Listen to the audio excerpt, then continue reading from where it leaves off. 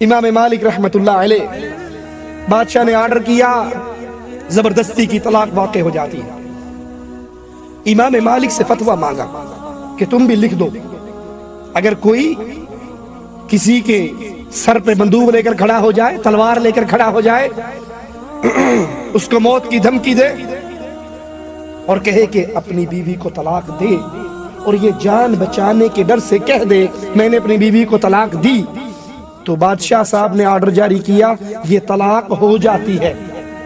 امام مالک تم بھی فتویٰ دو، کیونکہ رسول کی مسجد میں بیٹھ کر صلی اللہ علیہ وسلم نبی کی حدیثوں کا درس تو امام مالک دیا کرتے تھے۔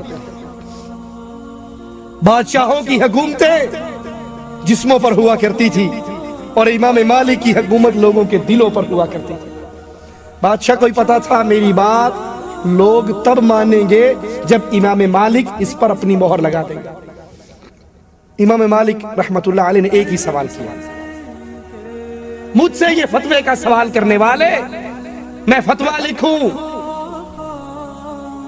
کہ تیری کہی ہوئی بات ٹھیک ہے، زبردستی کی طلاق ہو جاتی ہے، اگر مجھ سے فتویٰ لینا ہے تو محمد کی کوئی حدیث پیش کرو صلی اللہ علیہ وسلم۔ کہا حدیث رسول تو نہیں ہے، کہا پھر مالک کٹ سکتا ہے، حدیث رسول کے خلاف فتویٰ نہیں دے سکتا۔ کہا پتہ ہے بادشاہ سے ٹکر لینے کا نتیجہ کیا نکلے گا؟ کہا جو جی میں آتا ہے کر گزرو۔ امام مالک رحمت اللہ علیہ کے چہرے کو سیاہ کیا گیا، گدھے پہ بٹھایا گیا، گلے میں جوتیاں ڈالی گئی، ڈھول پیٹنے والا، منادی کرنے والا بازار میں چل رہا ہے اور منادی کر رہا ہے اور کہتا ہے یہ وہ ہے جس نے بادشاہ کی بات کے خلاف بات کی۔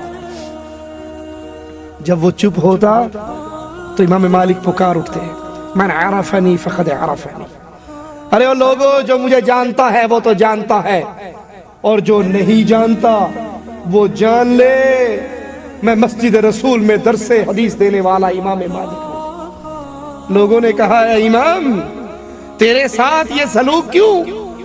کہا جو فتویٰ بادشاہ دلوانا چاہتا ہے وہ حدیث رسول کے خلاف ہے، مالک اپنی گردن کٹوا سکتا ہے، حدیث رسول کے خلاف فتویٰ نہیں دے سکتا۔